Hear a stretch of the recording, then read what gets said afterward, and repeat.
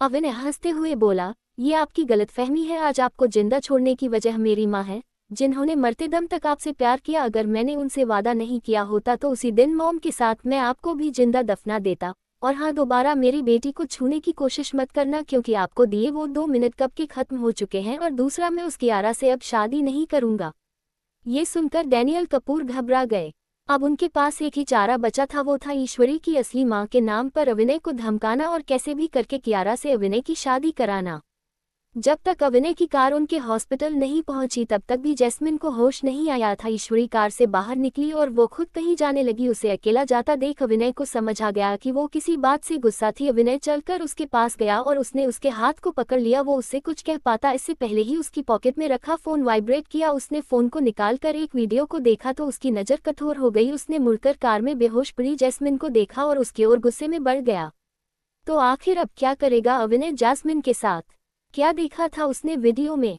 अविनय की पॉकेट में रखा फोन वाइब्रेट किया। उसने फोन को निकालकर एक वीडियो को देखा तो उसकी नज़र कठोर हो गई। उसने मुड़कर कार में बेहोश पड़ी जैस्मिन को देखा और उसकी ओर गुस्से में देखा और बड़बड़ाया, इस लड़की को जरूर मेरे डैड ने ही जासूसी करने के लिए भेजा है, मगर आज इसने मेरी बेटी के लिए जो किया है उसके बाद मैं इसे कोई सजा भी नहीं दे सकता।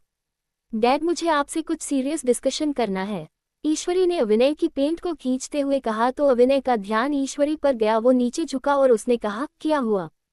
कहते हुए अविनय ने अपने दोनों हाथों की लंबी उंगलियों को ईश्वरी के चेहरे पर रख दिया था।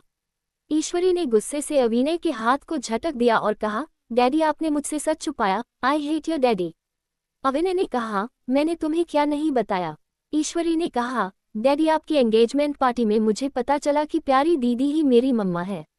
डैडी, अगर आप प्यारी दीदी को पसंद नहीं करते हैं तो मैं उनके लिए आपको छोड़ दूंगी और उनके साथ आपसे कहीं दूर चली जाऊंगी। ईश्वरी ने लाल आंखों से अपने डैड को घूरते हुए कहा। अविनय ने अपने सिर को उठाकर ईश्वरी को देखा और कहा, तुम मुझे छोड़ दोगे? अपने डैड को, जो तुम्हारे लिए आज तक अपने ही पिता से लड़ता रहा, तुम्हें प्रोटेक्ट करने के लिए, एक पीसफुल लाइफ देने के लिए, तुम्हें आज तक एक प्रिंसेस की तरह पाला। क्या चाहते हो तुम? क्या तुम अपने डैड से प्यार नहीं करते? ये सुनकर ईश्वरी ने अपने होंठों को मोड़ लिया। वो अभी भी डिसअपॉइंटेड लग रही थी। ये देखकर अविनय ने आह भरी और अपनी आवाज में नरमी लाते हुए कहा, ईशु, तुम मेरे बेटे हो। ये बात तुम्हारे अंकल के अलावा आज तक किसी को नहीं पता और ना ही ये बात जिंदगी में किसी को पता चलेगी। तुम अपनी इसी पहचान के साथ जी सकते हो और तुम्हारे डैड किसी को भी हक नहीं देंगे कि वो तुम्हें हर्ट करें। लेकिन अगर तुम अपने डैड से ही नफरत करते हो तो फिर ठीक है। इतना कहकर अविनय उठा और अपने बेटे से हारकर वहां से जाने के लिए मुड़ा।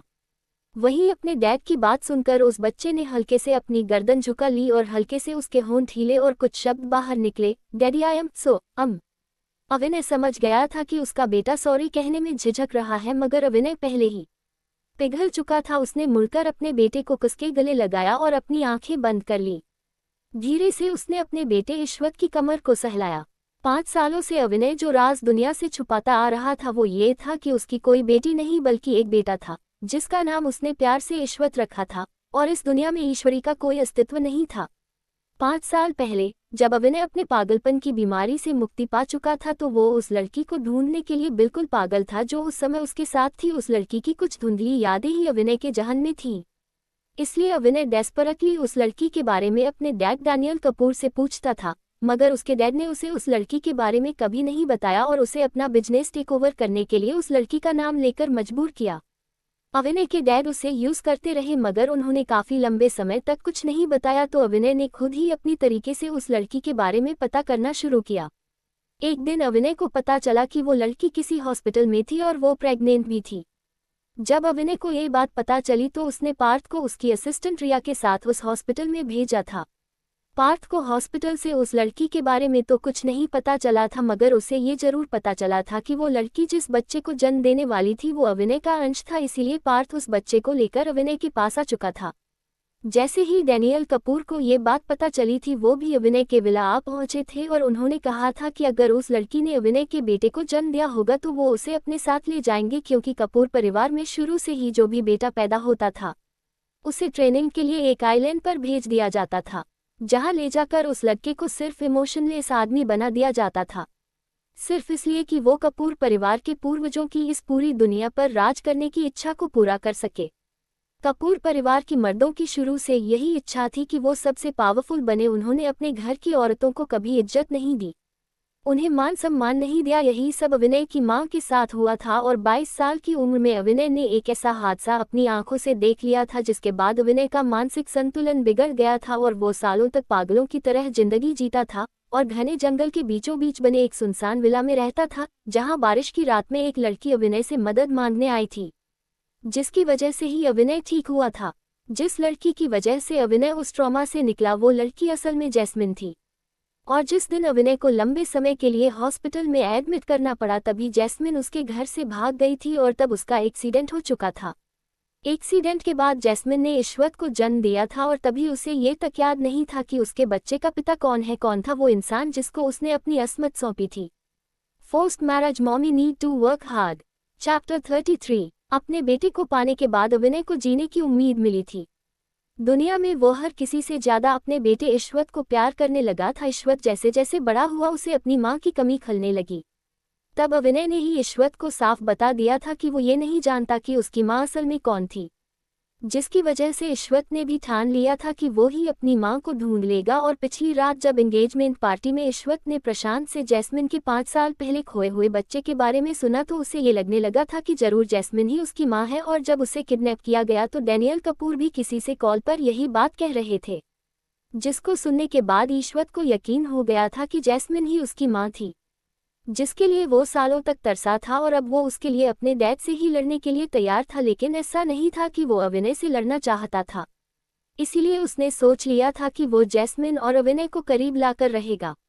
जब अभिनय ने ईश्वत की बात सुनी तो उसने कहा, तुम्हें कैसे पता चला कि जैस्मिन ही तुम्हारी मॉम है? ईश्वत ने कहा, डैडी आपकी एंगेजमेंट पार्टी में एक अंकल ने मुझसे कहा था कि प्यारी दीदी ने 5 साल पहले अपने बेबी को खोया है और उन्हें भी नहीं पता कि उनके बेबी के डैड कौन है।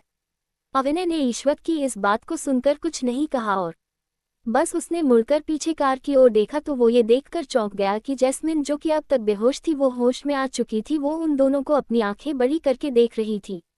उसकी आंखों में आंसू थे। उसने अपनी धुंधली हो चुकी आंखों से आंसुओं को पोंछा और वो जल्दी से लड़खड़ाते हुए कदमों के साथ कार से उतरी। उसने भागकर ईश्वत को गले लगाया और उसके गाल पर, माथे पर, हर जगह उसे किस करती हुई बोली, तुम मेरे बेटे हो जिसे मैंने 5 साल पहले खो दिया था। ईश्वरी, तुम लड़की नहीं हो। कहते हुए जैस्मिन ने ईश्वत के नन्हे से हाथों को पकड़ लिया था। ईश्वत ने अपने हाथों से जैस्मिन की आंखों से आंसू पोंछते हुए कहा, प्यारी दीदी, क्या आप मेरी मां बनना चाहती हैं? जैस्मिन ने हाँ में सिर हिलाया और कहा, नहीं, मैं तुम्हारी मां बनना नहीं चाहती, क्योंकि मैं तुम्हारी मां हूं जो तुम्हें 5 साल से ढूंढ रही थी और आज तुम्हें पाकर मैं बता नहीं सकती मैं कितनी खुश हूं। बेटा, तुम अपनी मां से नफरत तो नहीं करते? ईश्वत ने ना में सिर हिलाते हुए कहा, नहीं मम्मा, ईश्वत आपसे बहुत प्यार करता है और डैडी से भी। ये कहते हुए ईश्वत ने अपने डैड के हाथ को पकड़ लिया। एक तरफ उसने जैस्मिन को गले लगाया हुआ था तो दूसरी तरफ उसने अभिनय के हाथ को पकड़ा हुआ था। वो ये सोचकर बहुत खुश था कि उसका परिवार पूरा हो चुका था। उसके मन में बटरफ्लाई सी उड़ रही थी। कुछ देर बाद अभिनय डॉक्टर पार्थ के केबिन में बैठा था और कुछ नर्सेज जैस्मिन की चोटों को पर बैंडेज कर रही थी। ईश्वत जैस्मिन के बैग पर बैठा उसी को देख रहा था। ऐसा लग रहा था कि अगर उसने एक बार भी पलक झपकाई तो जैसे जैस्मिन उसके सामने से ओझल हो जाएगी। अभिनय भी ये नज़ारा देखकर आ चुका था और वो पार्थ के केबिन में बैठा काफी गंभीर लग रहा था। पार्थ ने अपने अंकल को देखकर कहा, अंकल, अब तो ईश्वत मिल चुका है, अब आप इतना परेशान क्यों हैं? अभिनय ने कहा, पार्थ, जैस्मिन को ये पता चल चुका है कि ईश्वत लड़की नहीं है। पार्थ ये सुनकर हैरान रह गया और बोला, क्या?